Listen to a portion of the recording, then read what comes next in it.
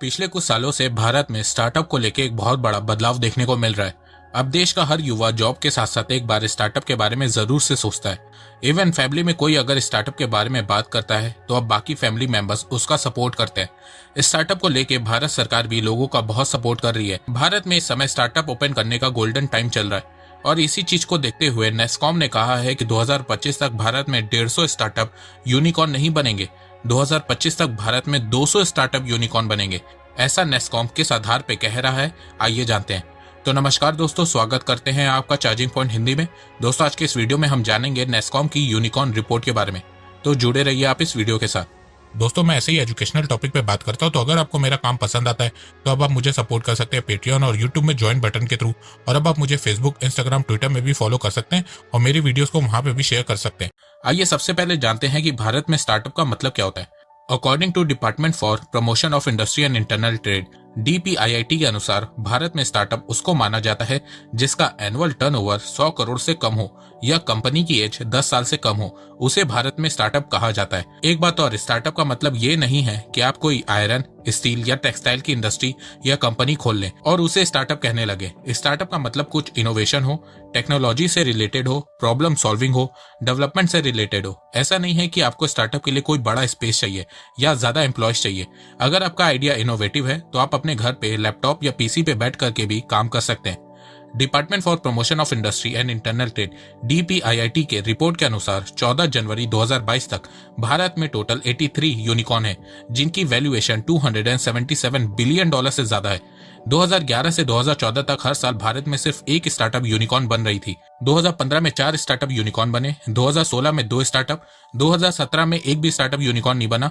फिर 2018 में भारत के 8 स्टार्टअप यूनिकॉर्न बने, 2019 में 9 स्टार्टअप यूनिकॉर्न बने, 2020 में 10 और साल 2021 में भारत में 44 स्टार्टअप यूनिकॉर्न बने। और 2022 की शुरुआत के 2 वीक में भारत की 2 स्टार्टअप लीड और फ्रैक्टल यूनिकॉर्न बन गई है। आज ग्लोबली 10 यूनिकॉर्न में से एक यूनिकॉर्न भारत से है। यूनिकॉर्न मतलब जिस स्टार्टअप की वैल्यू $1 बिलियन से $10 बिलियन के बीच होती है, उसे यूनिकॉर्न बोला जाता है। यूनिकॉर्न शब्द 2021 में भारत में पूरी तरह से छाया हुआ था। 2021 में भारत के record number of startup unicorn बने थे। अब 2022 में भी ऐसा होने वाला है। 2022 भी भारत के लिए यूनिकॉर्न ईयर रहने वाला है क्योंकि इस साल भारत 100 यूनिकॉर्न मार्क को टच करेगा। इस साल भारत की पहली यूनिकॉर्न सेंचुरी होगी।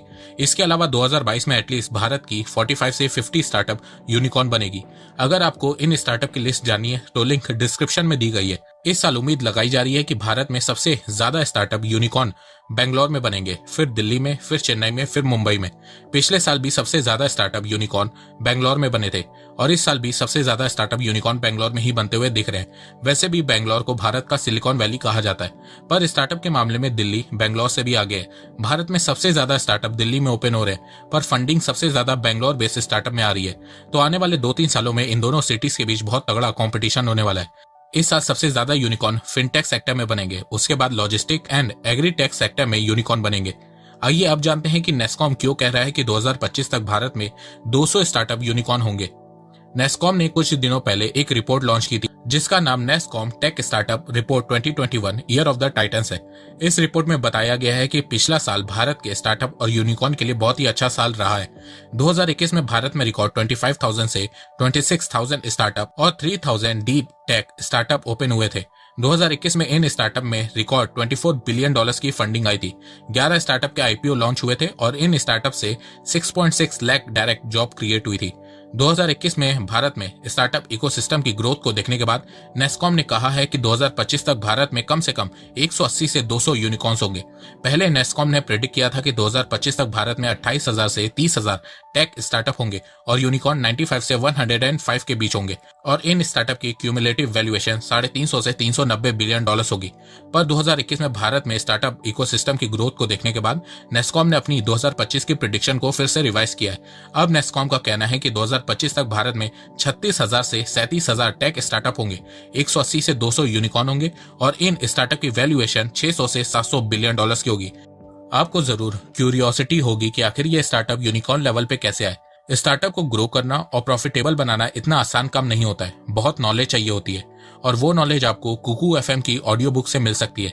इनकी लाइब्रेरी में स्टार्टअप बिजनेस से रिलेटेड ऑडियो बुक्स हैं जैसे कि 1% formula, 48 hour startup from idea to launch in 1 weekend, build to last जैसी ऑडियो बुक में सब जानकारी मिलेगी। इस ऐप का ईयरली सब्सक्रिप्शन 399 रुपए का है, लेकिन रिपब्लिक डे स्पेशल के चलते कुकू एफएम की तरफ से आपको 50% ऑफ का ऑफर मिल रहा है, ताकि आप जैसे क्यूरियस इंडिविजुअल को एक्सेस मिले to a vast library of knowledge. तो कुकू एफएम की मदद से आप भारत के इतिहास, भारत के सिस्टम, भारत के फ्रीडम फाइटर्स के बारे में जान सकते हैं। 50% ऑफ का ऑफर 29 जनवरी को खत्म हो रहा है, तो उससे पहले यूज करिए coupon code India and get 50% off. मतलब आपको साल भर के लिए 399 रुपए के बजाय सिर्फ 199 रुपए देने होंगे, जो 1 रुपए पर डे से भी कम है। तो इंतजार किस बात का है? लिंक डिस्क्रिप्शन में दी गई है। कुकू एफएम को डाउनलोड करिए और अपनी नॉलेज को बढ़ाइए। देखो, भारत में स्टार्टअप ऐसे ही यूनिकॉर्न्स नहीं बन रहे हैं, इसके पीछे कई कारण हैं, जैसे कि इंडियन इन्वेस्टर्स इन स्टार्टअप पे बहुत इन्वेस्ट कर रहे हैं। साथ में भारत में स्टार्टअप कल्चर को प्रमोट करने के लिए गवर्नमेंट ने भी बहुत काम किया। प्रधानमंत्री नरेंद्र मोदी जी ने 16 जनवरी 2016 को स्टार्टअप इंडिया को लॉन्च किया था। स्टार्टअप इंडिया का लक्ष्य देश के युवाओं को इतना सशक्त बनाना है जिससे वो नौकरी खोजने की जगह नौकरी दे सके। स्टार्टअप इंडिया से ज्यादा भारतीयों को फायदा मिल सके, उसके लिए भारत सरकार ने 19 एक्शन प्लान बनाया है, जैसे कि रजिस्ट्रेशन को सिंपल बनाया गया है। स्टार्टअप इंडिया के लिए 10,000 करोड़ का फंड बनाया गया है। इस फंड से अच्छे स्टार्टअप को लोन दिया जाएगा। इसके अलावा स्टार्टअप को 3 साल तक टैक्स में छूट है, कैपिटल गेन में टैक्स में छूट है। इसके अलावा भारत सरकार हर साल स्टेट को स्टार्टअप में रैंकिंग भी देती है, जिससे इन राज्यों के बीच कंपटीशन बढ़ सके और फिर राज्य सरकारें भी अपने राज्य में स्टार्टअप को प्रमोट करें। इसके अलावा अब भारत में 16 जनवरी को स्टार्टअप डे के रूप में भी मनाया जाएगा। देखो, स्टार्टअप इंडिया ने ग्राउंड लेवल पे बहुत काम किया है और ये दिख भी रहा है। जहां साल 2016 तक भारत में लगभग 500 स्टार्टअप थे, वहीं आज 59,000 से ज्यादा स्टार्टअप हैं। सोचिए, 500 से ये संख्या 59,000 हो गई है। Department for promotion of industry and internal trade DPIIT की रिपोर्ट के अनुसार देश की छोटी छोटी जगह से भी स्टार्टअप ओपन हो रहे हैं। देश के 634 डिस्ट्रिक्ट में 59,000 स्टार्टअप हैं। सबसे बड़ी बात यह है कि भारत में जो स्टार्टअप यूनिकॉर्न बने हैं, उनके ओनर कोई रिच फैमिली से नहीं है, आपकी मेरी तरह आम परिवार से। अभी हाल ही में आपने ये सुना भी होगा कि हुरुन इंडेक्स ने अपनी रिपोर्ट में बताया है कि भारत ने यूनिकॉर्न क्लब के मामले में यूके को बीट कर दिया है। यूनिकॉर्न में भारत की रैंक 3rd है। भारत सिर्फ US और चाइना से पीछे है। फ्यूचर की बात करें तो भारत के स्टार्टअप में दुनिया भर के इन्वेस्टर इन्वेस्ट कर रहे हैं और फ्यूचर में ये इन्वेस्टमेंट बढ़ने ही वाला है, क्योंकि इन्वेस्टर को पता है कि आने वाला युग भारत का होने वाला है। आने वाले 10-15 सालों में भारत में बहुत इनोवेशन होगी, भारत की इकॉनमी बहुत तेजी से ग्रो होगी और ये दशक 2021 से 2030 भारत में आपको स्टार्टअप रेवोल्यूशन देखने को मिलेगा। तो दोस्तों, मुझे लगता है कि अब आपको सब समझ में आ गया होगा। तो अगर आपको ये वीडियो पसंद आए तो आप इस वीडियो को लाइक कीजिए और अब आप मुझे सपोर्ट भी कर सकते हैं पेट्रियन और यूट्यूब में ज्वाइन बटन के थ्रू। एक बात मैं कहना चाहता हूँ, आप जितनी मेरी वीडियोस को शेयर करेंगे उतनी ही रीच मेरी बढ़ेगी और उतने ही लोग मेरे से जुड़ेंगे। तो वीडियो को शेयर करना, चैनल को सब्सक्राइब करना बिल्कुल भी मत भूलिएगा। मैं ऐसे ही एजुकेशनल वीडियोस लाता रहूंगा आप लोगों के लिए। तो अभी तक के लिए बस इतना ही। धन्यवाद। जय हिंद, जय भारत।